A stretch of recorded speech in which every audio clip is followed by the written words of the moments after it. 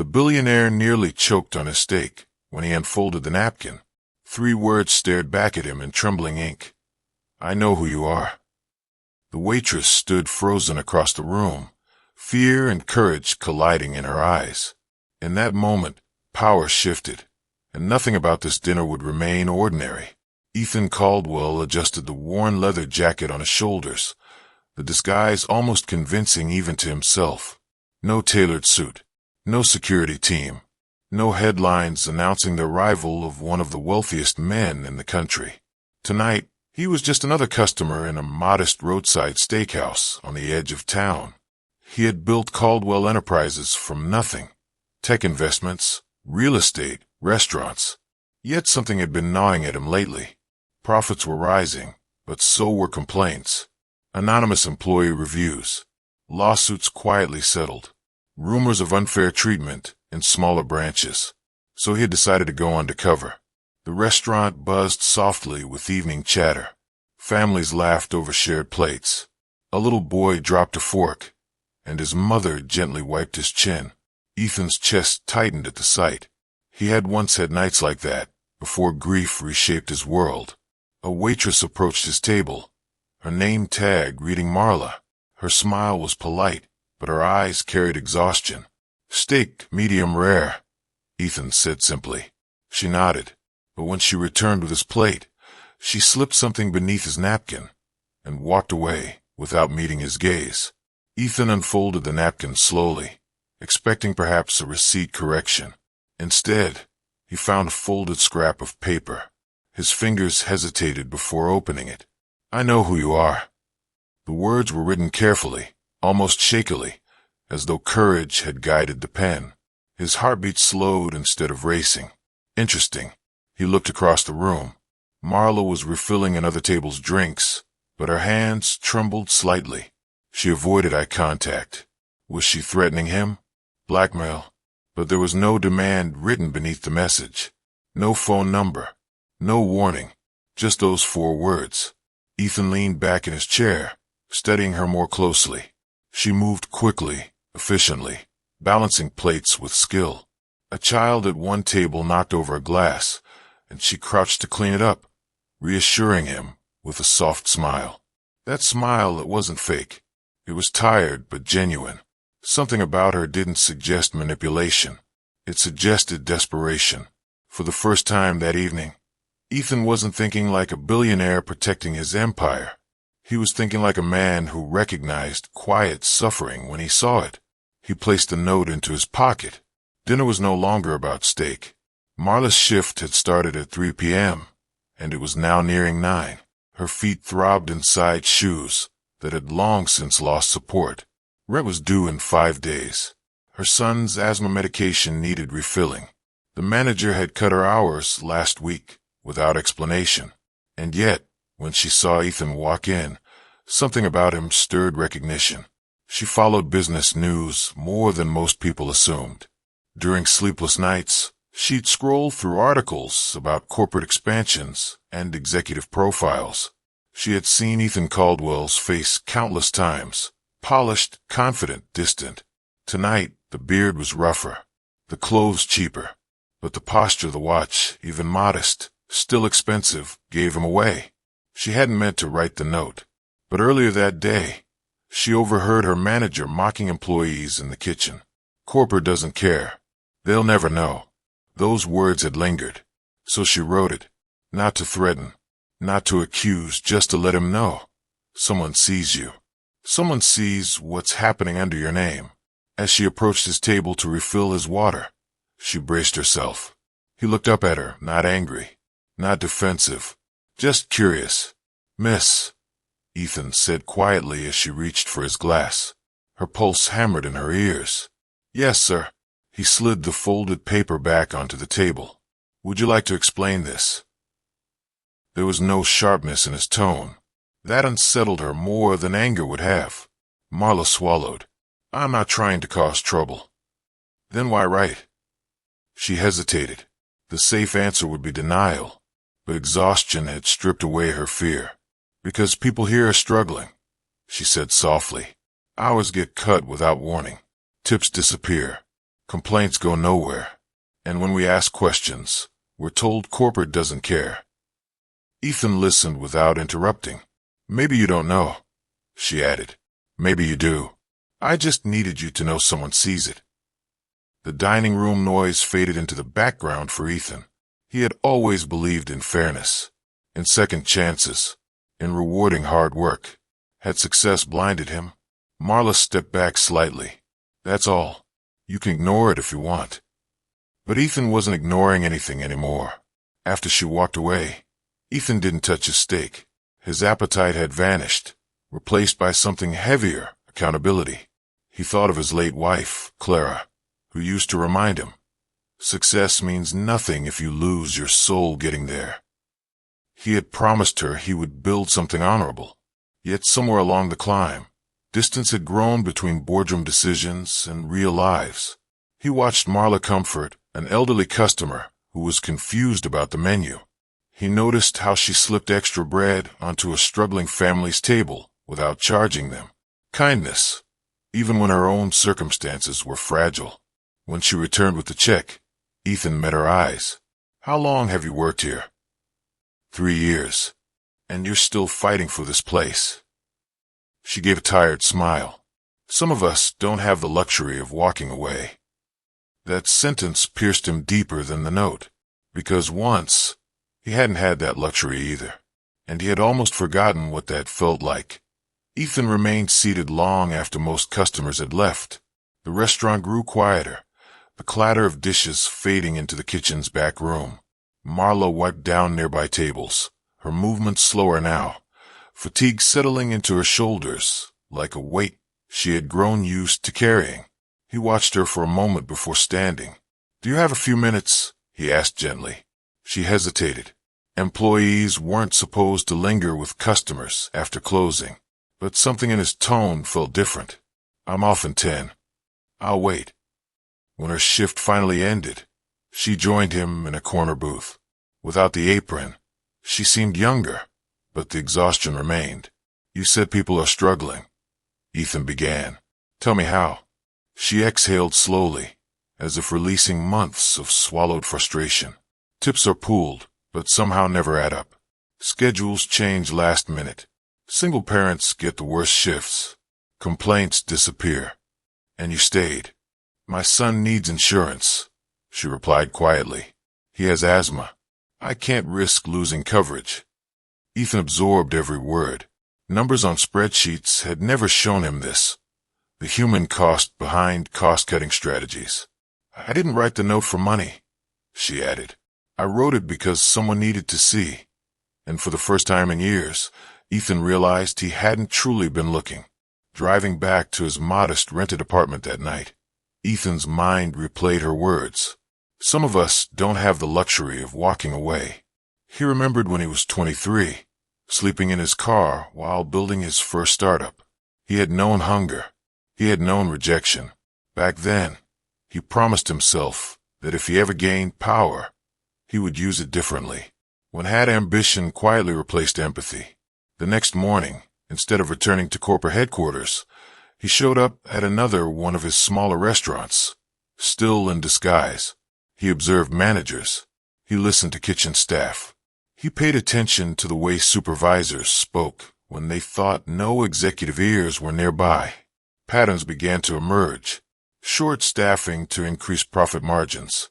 Incentive bonuses tied only to cost reduction. Minimal oversight from corporate unless revenue dropped. Efficiency had overshadowed humanity. That afternoon, he received a call from his CFO asking why he had canceled a board meeting. I'm reviewing something more important, Ethan replied. Is it urgent? Yes, he said quietly. It's about who we are becoming. And for the first time in years, he felt a different kind of urgency. Not about expansion, but about correction. 3 days later, Ethan returned to the steakhouse. Marla froze when she saw him walking again.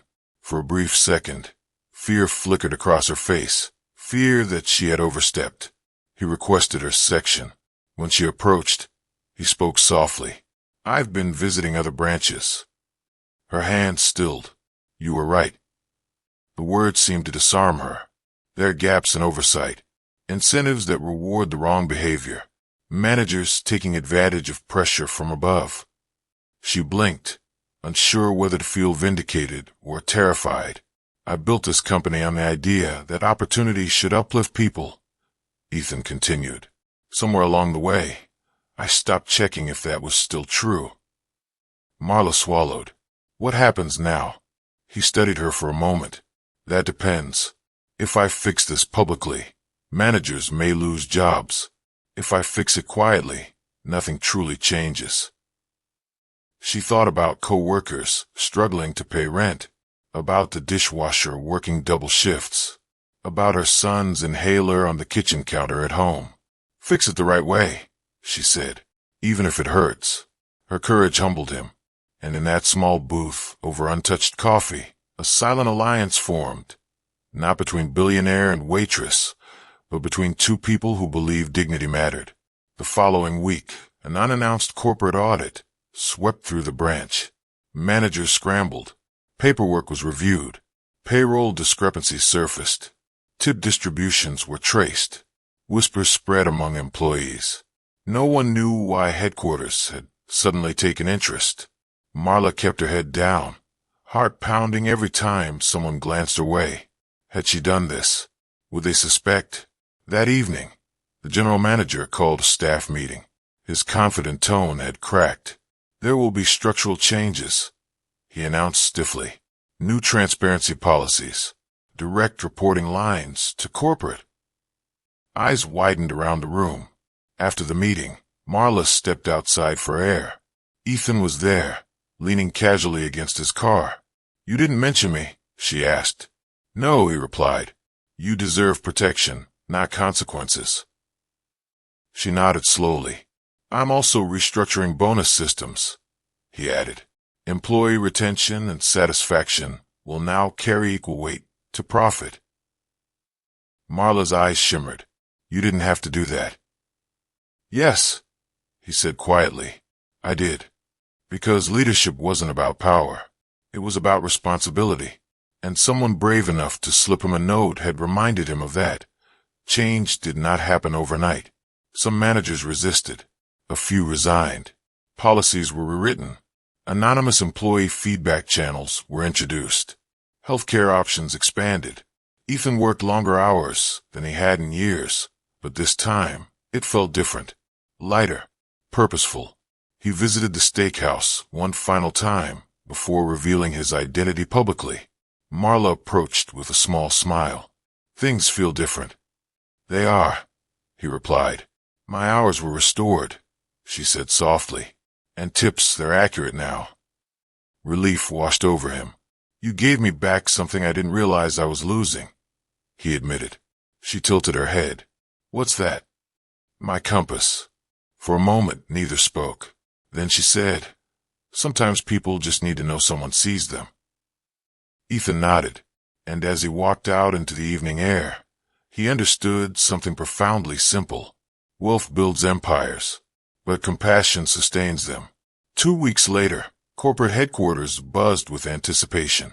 An internal announcement had summoned regional managers and selected staff from various branches to a live-streamed address by the CEO himself. Marla had no idea why her name was on the invitation list. She almost declined. Public speaking terrified her. Attention invited risk. But something told her to go. When she entered the modest conference hall reserved for local employees, her palms were damp. Other staff members whispered, nervously, speculating about restructuring or layoffs. Then the screen flickered on. Ethan Caldwell appeared, clean-shaven, sharply dressed, unmistakably the billionaire she had seen in business magazines. Gasps rippled across the room. Marla's stomach dropped. I recently visited several of our locations anonymously, Ethan began. What I witnessed reminded me why this company was built in the first place. Her breath caught. He spoke about fairness, about listening, about forgotten promises. He admitted oversight failures, his failures. Leadership, he explained, required humility. Across the room, Marla felt dozens of eyes slowly turning toward her. Had he told them? Ethan's gaze moved across the audience through the camera lens. Sometimes, he said quietly, change begins with one brave voice. Her heart pounded, and she realized her life was about to change, too. After the broadcast, a quiet murmur filled the hall. Managers looked uneasy. Employees looked hopeful. Marla slipped toward the exit, wishing to disappear before attention fully landed on her. Marla. She froze. Ethan stood just a few steps behind her, in person this time. Up close, without disguise. He seemed less intimidating and more human. Tired, perhaps. Thoughtful. I didn't mention your name, he said gently, but I want to thank you. You don't owe me anything, she replied quickly. I owe you perspective. They stepped aside from the growing crowd. My wife used to challenge me when I drifted too far into ambition. Ethan continued softly. She passed away 5 years ago. After that, I buried myself in work. Grief flickered in his eyes. Sometimes pain makes us build walls. Marla said quietly. He nodded. You helped me tear one down. Silence stretched between them. Not awkward, but meaningful. I'm launching an employee advisory council, he added. Voices from every level. Would you consider joining? Her instinct was to refuse. She was just a waitress, but then she thought of her son, of co-workers, of dignity. Yes, she said, and for the first time, her courage felt larger than her fear. Joining the advisory council was not easy. Boardrooms felt colder than dining rooms. Suits felt heavier than aprons. Some executives smiled politely while quietly questioning her presence. But Marla refused to shrink. She spoke about unpredictable scheduling, about childcare struggles, about the invisible stress of living paycheck to paycheck. At first, a few board members shifted uncomfortably. Ethan noticed and supported her. She represents reality, he reminded them. If we can't face it, we don't deserve success. Gradually, discussion shifted. Policies began evolving beyond surface-level fixes. Childcare assistance, stipends were proposed. Transparent scheduling software implemented. Direct wage review systems introduced. Marla sometimes left meetings emotionally drained. Yet each small change felt like planting seeds. One evening, she returned home exhausted but hopeful. Her son, Malik, looked up from the couch. You look different, Mom. Different how? Stronger. She smiled faintly. Strength, she realized, wasn't loud. It was steady. And sometimes it started with a simple, trembling note slipped beneath a napkin. Months passed, and measurable change took root across the company. Employee turnover dropped. Satisfaction scores rose. Productivity improved, not from pressure, but from morale. Ethan visited branches openly now, no longer undercover. At one location, he overheard a manager say, "We succeed when our people succeed." The words echoed like redemption. Yet transformation wasn't only corporate. Ethan began volunteering anonymously at community centers his company sponsored. He listened more than he spoke. He asked questions without assuming answers. One afternoon, he found himself helping a young father fill out a job application. The man's nervous gratitude reminded him of his own early struggles. Wealth had once felt like protection. Now it felt like responsibility. Meanwhile, Marla balanced council meetings with shifts and motherhood. The workload was heavy, but purpose lightened it. One evening, she caught Ethan watching employees laugh during a staff appreciation dinner. You look at them differently now, she observed. I see stories, he replied. And stories, he had learned, deserved respect. The steakhouse held its annual holiday dinner for employees and families. Decorations glowed warmly against winter darkness. Marla stood near the buffet, Malik clutching her hand. He wore a neatly pressed shirt she had saved weeks to buy. Ethan arrived quietly, without media, without fanfare. When Malik learned who he was, his eyes widened. You're the boss. Ethan smiled. Only on paper. The boy grinned. During the evening, employees shared testimonials about the changes. Better hours, fair tips, Health coverage improvements. Marla listened, overwhelmed. Later, Ethan approached her. You changed more than policy, he said. You changed culture. She shook her head. You chose to listen. He looked around at the room, filled with laughter. No, he corrected softly. You chose to speak. Across the room, Malik hugged his mother tightly. In that embrace, Ethan saw something priceless. Not profit, not expansion, but stability. And he realized that sometimes the greatest investments aren't financial. They're human. Winter settled gently over the city, and with it came a quieter rhythm inside Ethan's life. For the first time in years, quarterly earnings were not the headline of his thoughts. Instead, he found himself reviewing employee letters, handwritten ones, describing how stable schedules allowed parents to attend school plays, how healthcare coverage meant fewer sleepless nights. One letter stopped him cold. It was from a dishwasher at the steakhouse. For the first time, I feel seen. Seen. The same word Marla had embodied the night she slipped him that note. Ethan leaned back in his office chair, staring at the skyline beyond the glass walls. He had once believed leadership meant being untouchable, unshakable. Now he understood it meant being reachable. That evening, he visited the steakhouse again. Not to inspect, not to evaluate, but simply to sit among the people whose lives intertwined with his decisions. Marla noticed him immediately. You don't come undercover anymore, she teased softly. No, he replied. I don't need to hide from my own company. And in that small exchange, there was something close to peace. Marla's life had changed, but not in flashy ways. She still worked shifts. She still budgeted carefully, but anxiety no longer hovered over every month's end. Malik's asthma treatments were consistent now. His laughter came easier, freer. One evening, as she tucked him into bed, he asked, Mom, were you scared when you wrote that note? She paused. Yes. Why did you do it then? She brushed his curls back gently. Because sometimes being quiet costs more than being brave. He nodded thoughtfully, as if storing that lesson for a future she could not yet see. At work, employees began approaching her with ideas, trusting her voice.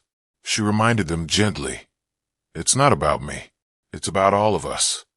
Meanwhile, Ethan continued reshaping company culture, ensuring no single branch could slip into neglect again. Transparency dashboards were made public internally. Anonymous reports were reviewed personally by rotating committees. Profit margins stabilized, not dramatically higher, but steadier, sustainable. And in quiet moments, Ethan would remember the weight of that small folded note. It hadn't threatened him. It had awakened him. One afternoon, Ethan invited Marla to speak at a leadership retreat. The idea terrified her.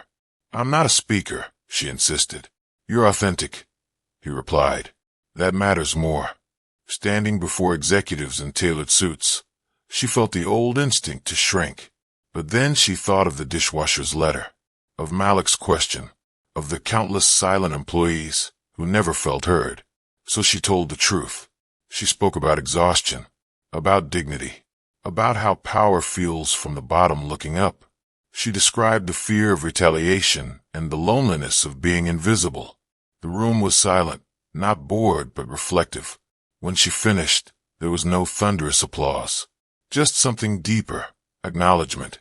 Later, an executive approached her privately. I didn't realize how disconnected we'd become. She nodded. Most people don't, until someone tells them. That evening, Ethan thanked her again. You didn't just change policies, he said. You changed minds. She smiled gently. Change, she realized, didn't require wealth. It required courage. Spring arrived, bringing warmth and renewal. At the steakhouse, new staff were trained under revised leadership guidelines emphasizing respect first, revenue second. Ethan continued to visit branches regularly, never announcing his arrival, but never disguising it either. One afternoon, he saw Marla laughing with co-workers during a break. The sound was lighter than when he first met her. He approached their table. Everything running smoothly, he asked. For now, she replied playfully. We'll keep you accountable." He welcomed that. Before leaving, he handed her an envelope. Inside was a scholarship fund in Malik's name, structured quietly, without publicity, ensuring educational security for years to come. She looked up, stunned. "You didn't have to." "It's not charity," he interrupted gently. "It's gratitude." Tears shimmered in her eyes.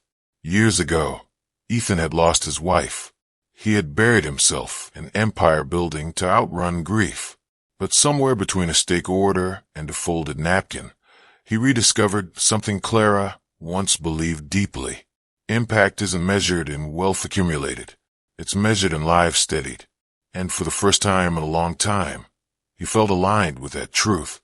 On the anniversary of that first undercover visit, Ethan returned to the same booth where everything began. Marla brought him a steak, medium rare. This time, no note. Instead, she sat across from him during her break. "Do you ever think about that night?" she asked. "Every day," he admitted. He unfolded a napkin and placed it gently on the table. For new words were written there. "Thank you for speaking." Her breath caught. Around them, the restaurant buzzed with ordinary life. Families sharing meals, children laughing, employees moving with quiet confidence. Nothing about the scene screamed transformation. And yet everything was different. Ethan rose to leave, pausing at the door. Power had once meant distance. Now it meant presence. And all it had taken to shift an empire was one exhausted waitress, one folded note, and one moment brave enough to say, "I see you." Sometimes change doesn't begin with power. It begins with courage. One honest voice can awaken compassion, restore dignity, and transform more than policies. It can transform hearts. If this story touched you, like the video, subscribe, and join our Heart Angels family.